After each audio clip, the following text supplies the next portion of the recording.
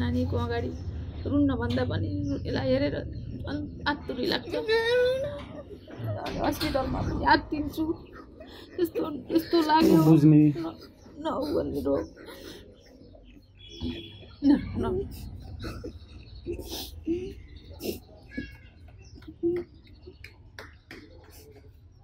खर्च कसरी जुटाउँदै हुनुहुन्छ अहिलेसम्म? खर्च धेरै लाग्छ भनेको छ। अब अलिअलि गर्दै सबैले सहयोग गरिदिनु होला। भएको पनि अलिअलि सबै भ्याइयो। नमस्ते, मेरो नाम प्रजिता श्रेष्ठ। म 8 वर्षको भयो। म कान्ति बाल अस्पतालमा उपचार भइरहेको छु। म महाराजगञ्जमा बस्छु अनि मलाई ब्लड क्यान्सर भएको छ अनि औषधि धेरै लाग्छ भने सबैले आफ्नो ठाउँबाट सहयोग गरिदिनु होला। यति सानो बच्चालाई यो मानसिकता कस्तो हुन्छ होला हैन? यो कुराहरू सबै हुँदै गर्दा नरुन सन्चो हुन्छ, केही हुँदैन। सबै यो ब्लड क्यान्सर पनि ठिक हुन्छ, सन्चो हुन्छ अनि ठुलो मान्छे बन्नुपर्छ है प्रजिता, हुन्छ? र त्यो अमूल्य सहयोग हामी लिएर आउन पाउनेछौँ।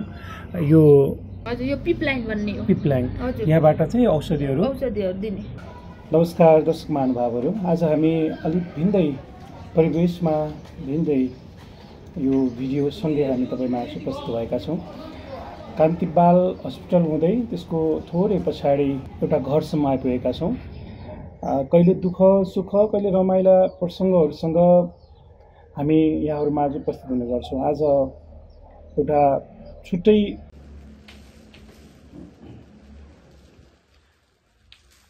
प्रजिता, हजुरको स्कुलको नाम के हो? हो, अनि कति क्लासमा पढ्ने? 3मा? 2मा जाने पालो हो है। अनि यहाँ पनि पढेर बसिरहेको हो? कलर गर्ने पढ्ने हो, पढ्न एकदम मन लाग्छ। पढ्नु पर्यो नि है, डक्टर गर्नुपर्छ नि त होइन? पढ्न मन लाग्छ हो? अब फेरि स्याड हुने होइन है, नानी फेरि हो, ह्यान्डराइटिङ खै हेरौँ न। बोल्दा बोल्दै निराश हुँदो रहेछ कि नानी, बोल्दा बोल्दै त्यो पिर पर्दो हो नि त। लेखेको थियो नि त्यही कपी मान्छे लेखेको देखाइदियो। त्यसमा पनि देखाइदियो अङ्कललाई। यो ह्यान्डराइटिङ कति राम्रो। ओहो, अगाडि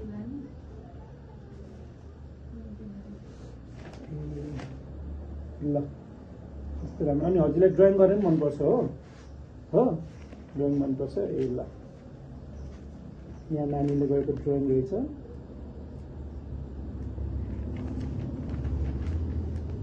काँसे छ यो त, कलर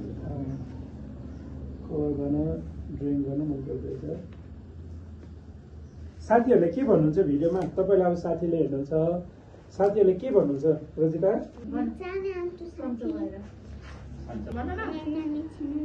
वास्तविक कथा छ, छुट्टै परिवेश छ। तपाईँमाझ हामी त्यो परिवेशसम्म लैजान चाहन्छौँ। यहाँहरू सबैलाई नमस्कार, स्वागत छ। नानीलाई ठिक छ अहिले? मलाई खासमा आज यहाँसम्म कन्ट्याक्ट गर्नुहुने प्रकाश गेवाली सर हुनुहुन्छ, सुभाष गेवाली। मलाई यहाँसम्म आज आउने वातावरण मिलाउनु हुने र यहाँसम्म सम्पर्क गरेर केही सानो सहयोग भए पनि हुन्थ्यो होला, अर्जुनजी तपाईँ आउनुपर्छ भनेर मलाई सुभाष गेवालीजीले यहाँसम्म ल्याउनु भएको। सुभाषजीलाई धेरै धेरै धन्यवाद छ। मैले सम्झाउन चाहन्छु हाम्रो दर्शक महानुभावहरूलाई, हामीले प्रकाश र पार्वतीको एउटा मुद्दा यहाँहरूमा लिएर आएका थियौँ र धेरैले साथ दिनुभएको थियो। त्यतिखेर पनि सुभाषजीको ठुलो हात छ आज पार्वती र प्रकाशको यो अवस्थासम्म आइपुग्दा, जुन सुधारिँदै यो अवस्थासम्म आइपुग्नु भएको छ। त्यसमा चाहिँ एकदम ठुलो गुण यहाँले पनि लाउनु भएको छ। सुभाषजीलाई धेरै धेरै धन्यवादसँग यहाँलाई पनि स्वागत गर्दै मैले आजको यो परिवेशको बारेमा हाम्रो दर्शक महानुभावहरूलाई त केही पनि थाहा छैन अहिलेसम्म, यहाँलाई जानकारी गराइदिन अनुरोध गर्छु। नमस्ते सबैलाई।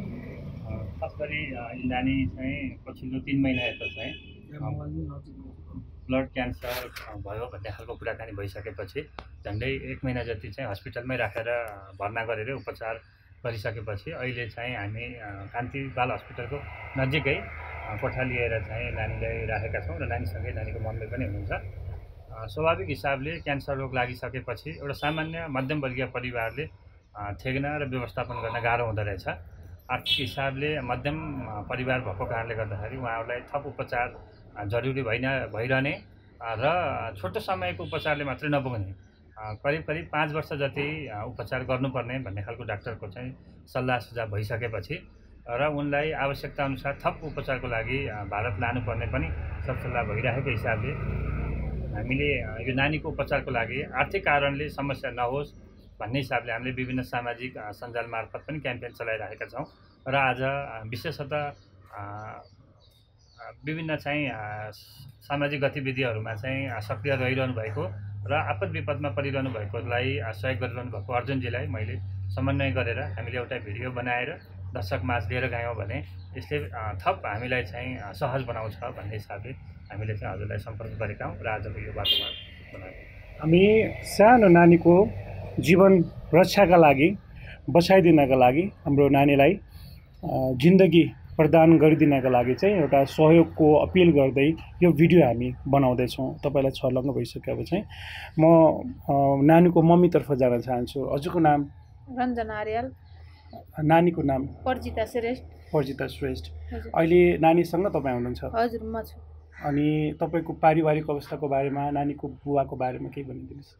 हाम्रो पारिवारिक त अब बुवा मिस्त्री काम गर्ने हो। अब कहाँ हुनुहुन्छ अहिले? उही बर्दियामा। ए, तपाईँ बर्दिया गुल्मी घर हो, बर्दिया काम गर्नुहुन्छ अहिले? हजुर। अनि अब नानीको बाबा यहाँ बस्नुभएको थियो, अब यहाँ बसेर नि भएन भनेर उता पठाएको। पैसा अलिअलि कमाउनु पर्यो उपचारको लागि। हजुर, जो गर्नु पर्यो। बर्दिया कुन ठाउँमा बस्नुहुन्छ? गुलेरियामा। गुलेरियामा। मिस्त्री भन्नाले कस्तो काठको काम? होइन, गाडीको मिस्त्री। हजुर। ए हजुर। अनि यहाँ अब म र नानी बसेछौँ। परिवारमा को हुनुहुन्छ? नानी, म अनि नानीको बाबा। तपाईँहरूको एउटा छोरी? हजुर, एउटा छोरी। कति वर्षको हुनुभयो उहाँ? 8 वर्षको। 8 वर्षको उमेरमा कहिले थाहा भयो नानीलाई यस्तो भयो भन्ने?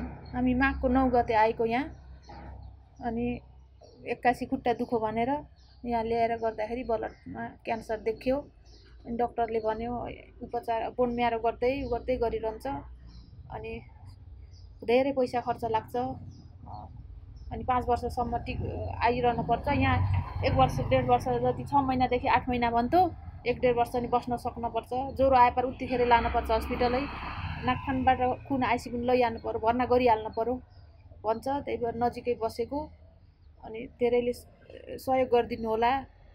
अब धेरै लाग्छ खर्च भनेछ डक्टरले, पैसा नानीलाई उपचार गर्नु पर्यो, त्यति नै। नानी अनि कति भयो साथीसँग नभेटेको, स्कुल नगएको? भयो, धेरै वर्ष भयो।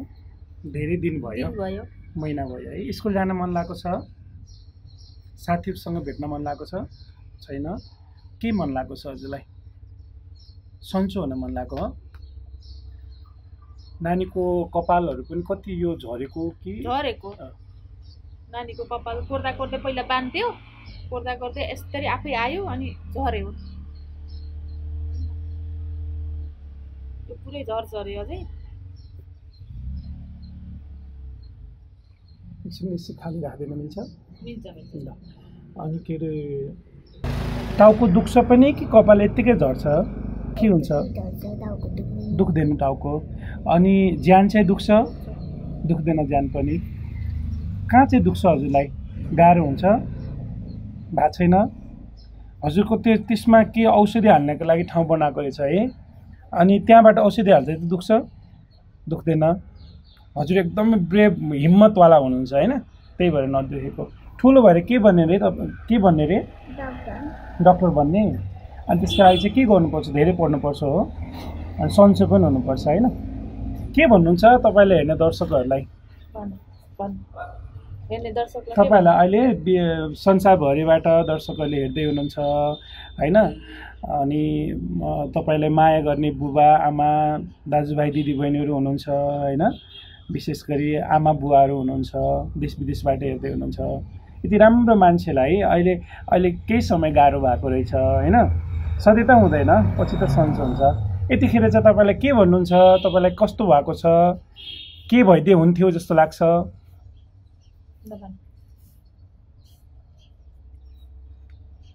भित्र बन्ने थियो त्यही भन न।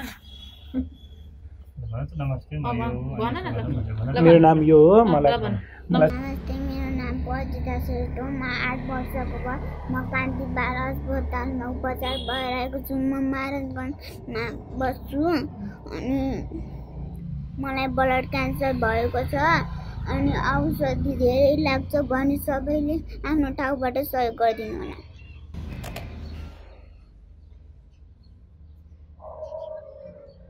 कस्तो भावुक हुन पुग्यो हामी सबै। नानीको आँखा रसिलो छ। अब यो यति सानो बच्चालाई यो मानसिकता कस्तो हुन्छ होला होइन, यो कुराहरू सबै हुँदै गर्दा नरुन, सन्चो हुन्छ, केही हुँदैन। सबै यो ब्लड क्यान्सर पनि ठिक हुन्छ, सन्चो हुन्छ अनि ठुलो मान्छे बन्नुपर्छ है प्रजिता, हुन्छ? कस्तो कसरी सम्हाल्नुहुन्छ आफूलाई? नानी यसरी रुँदै गर्दा यो पारिवारिक अवस्था यस्तो छ, नानीको रोग अलग ठाउँमा, आर्थिक अवस्थासँग गुज्रिनु पर्ने अलग ठाउँमा छ, कसरी अहिलेसम्म कसरी म्यानेज गर्नुभएको छ, कसरी मिलाउनु भएको छ? मिलाउन त साह्रै गाह्रो हुन्छ, नानीको अगाडि रुन्न भन्दा पनि यसलाई हेरेर आत्तुरी लाग्छ। हस्पिटलमा पनि आत्तिन्छु, यस्तो लाग्यो बुझ्ने नहो भन्ने रोग।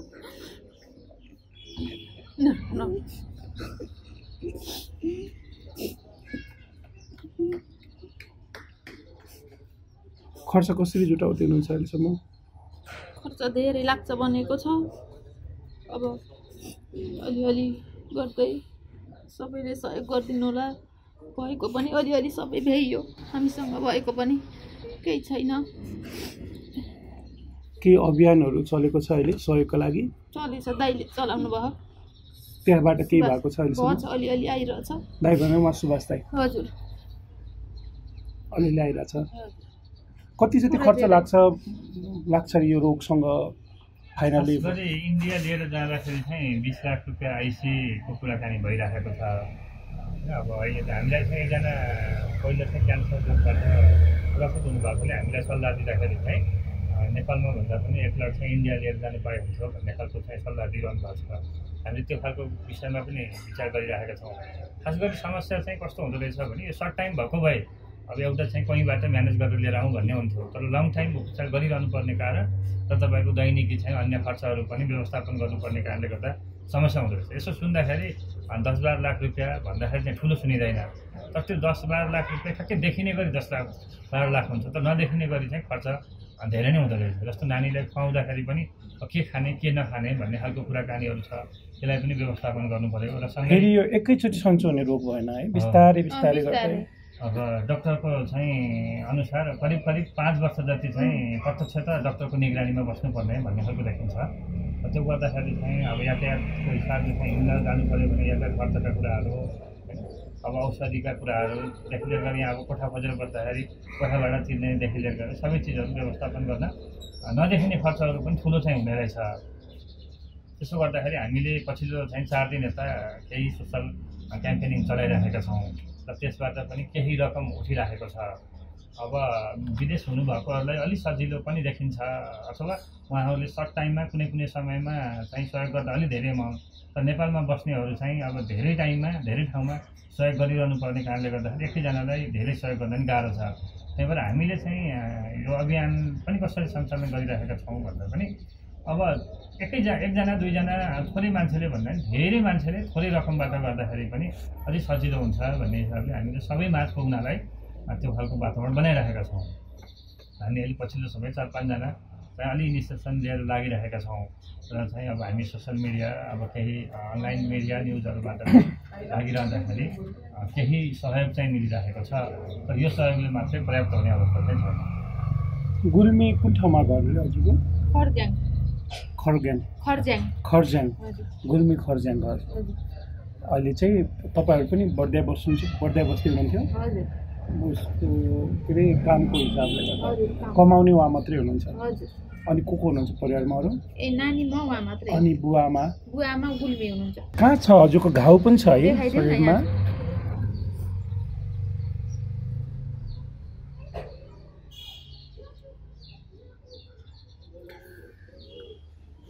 हामीलाई आशा छ हामी आज खाली हातै आएका छौँ तर अर्कोचोटि आउँदा हाम्रो सहयोगी मनहरूबाट देश विदेशबाट केही सहयोगहरू उपलब्ध हुनेछ सहयोगहरू आउनेछ जम्मा हुनेछ र त्यो थोरै भए पनि धेरै भए पनि जति हुन्छ र त्यो अमूल्य सहयोग हामी लिएर आउन पाउनेछौँ यो हजुर यो पिपलाइन भन्ने हो पिपलाइन हजुर यहाँबाट चाहिँ औषधिहरू औषधिहरू दिने किमो चढाउने भन्ने नि हुन्छ हुन्छ हजुर नानीलाई चढाउनु भयो चढायौँ नि कतिचोटि अझै कतिचोटि चढाउन पर्छ भनेछ 4-5 चोटि चढाइसक्यौँ दुख्दो रहेछ नानीलाई त्यो गाह्रो हुँदो रहेछ गाह्रो हुन्छ सुरुमा गर्दा गाह्रै भयो अनि यिनी कपाल झर्ने खाना मिठो नहुने ज्वरो आउने त्यस्तो विभिन्न समस्या हुन्छ दुखेछ यहाँ छैन नानीले चाहिँ मलाई केही पनि दुखेको छैन भने त्यो भावना चाहिँ एउटा राम्रो हो कपाल कति लामो थियो हजुरको बान्ने थियो अरू केही छ शारीरिक परिवर्तनहरू केही हुन्छ अरू त्यही कहिलेकाहीँ नाक कानबाट खुन जाने त्यस्तै निलो निलो डामहरू आउँछ बलर गट्यो भने अनि फेरि हिँड्न डुल्न दगुर्न यताउति हिँड्न त सक्छ धेरै दगुर्न नि भएन हजुर बच्चा मान्छे खेल्न मन लाग्दो एक्लै छोड्न भएन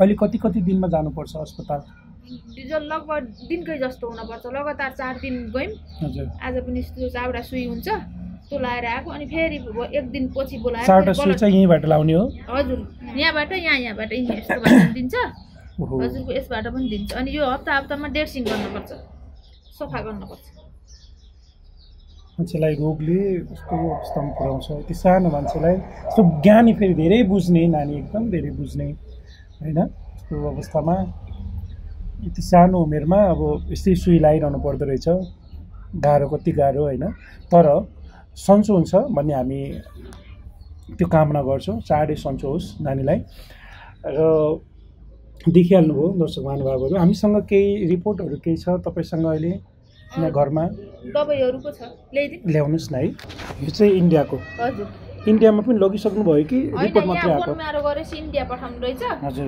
इन्डियाको रिपोर्ट हो यो हजुर अनि त्यही अनुसार यो यहाँ मैले डेली लैरहने कान्ति बाल अस्पतालको प्रजिता हजुर श्रेष्ठ कान्ति बाल अस्पताल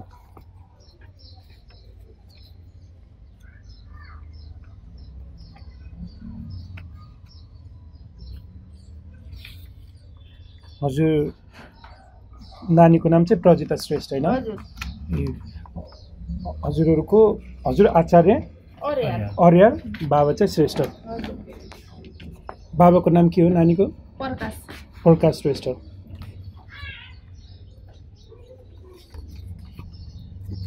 यो रिपोर्टहरू छ बाल हस्पिटलको र गाउँतिरबाट केही गाविसहरूबाट यो गाउँपालिकाहरूबाट केही सहयोगहरू तपाईँहरूले पहल गर्नुभएको छैन केही सहयोग आएको छ कि छैन पहल त त्यो एउटा यहाँ हस्पिटलबाट बनाएर दिने रहेछ सिफारिस हजुर उहाँ पठाइदिएपछि यो दबाई चलिरहन्छ हाम्रो नानीलाई हजुर उहाँ पठाइसकेपछि अहिलेसम्म आएको छ छैन त्यहाँ गाविसमा के मिलाउन पर्छ अरे हजुर अनि त्यही फलफुल खर्च भनेर पठाउँछ अरे त्यही हो थोरै नानीहरू गर्नुमा थोरै मात्रै खर्च आउँछ धेरै त्यस्तो खर्च उपचारको लागि भनेर चाहिँ आउँदैन उपचार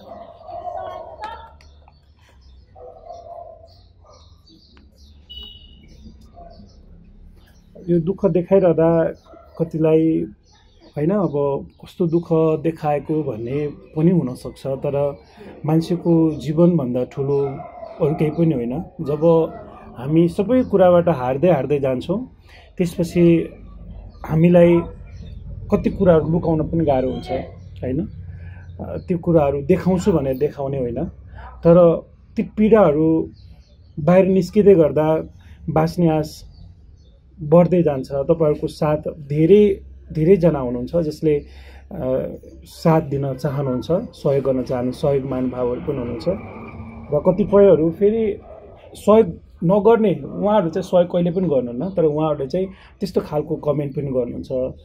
तपाईँले एकचोटि फेरि अन्तिममा के भन्न चाहनुहुन्छ सबैलाई समेटेर, सबैलाई हाम्रो देश विदेशबाट हेर्नुहुने सबैलाई, र सहयोग कसरी गर्दाखेरि सहज होला, र तपाईँले होइन म मार्फत त सक्नुहुन्छ नै, म अर्जुन खड्का मार्फत त सक्नुहुन्छ नै, मेरो YouTube channel Arjun Khadka YouTube channel सँगै हाम्रो अन्य मिडिया मार्फत पनि यो भिडियो जानेछ।